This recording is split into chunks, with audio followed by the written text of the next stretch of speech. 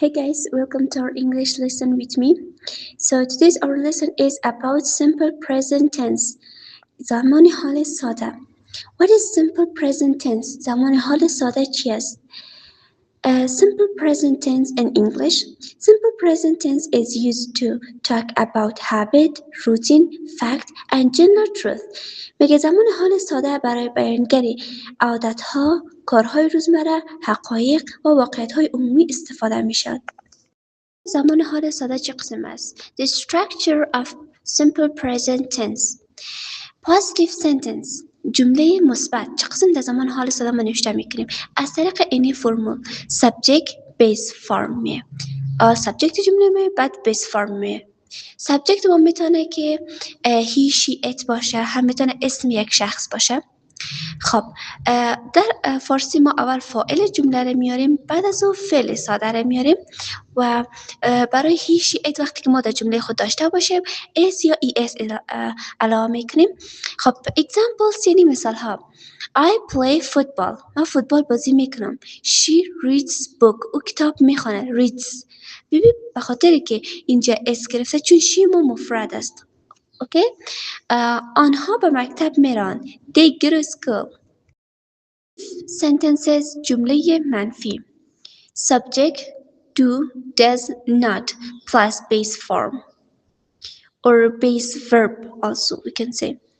خب در جمله منفی ما اول فعل ساده رو میاریم do does میاریم not اضافه میکنیم بعد فاعل میاریم. خب من چای دوست ندارم I don't like tea. او فوتبال بازی نمی کند he does not play football. آنها به مکتب نمی روند they don't go to school. خب یک نکته باید داشته باشین که do بر فاعلای جمع استفاده میشه و does بر فاعلای مفرد استفاده میشه. question sentences جمله سوالی do does subject plus base form do does فاعل و بعد از فعل میاد. دقت کن به مثال هایی که در پایین است. آیا تو قهوه دوست داری؟ Do you like coffee؟ آیا او کتاب میخواند؟ Does she read book؟ آیا آنها فوتبال بازی میکنند؟ Do they play football؟ Negative question سوالات منفی. خب سوالات منفی را چه قسم در زبان انگلیسی تبدیل کنیم؟ Do not, doesn't plus subject plus base verb. Do not, does not بعد از او فاعل بعد فعل میه. به اگزمپل ها نگاه کنین. آیا تو چای دوست نداری؟ هم سوالی است هم منفی. Do not you like tea؟ آیا کتاب نمیخواند؟ Does not she read books؟ آیا آنها به مکتب نمی رود؟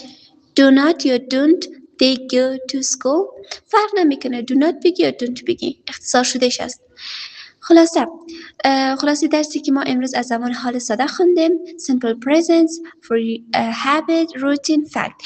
فقط زمان حال ساده برای عادتها کارهای روزمره و حقایق استفاده میشه.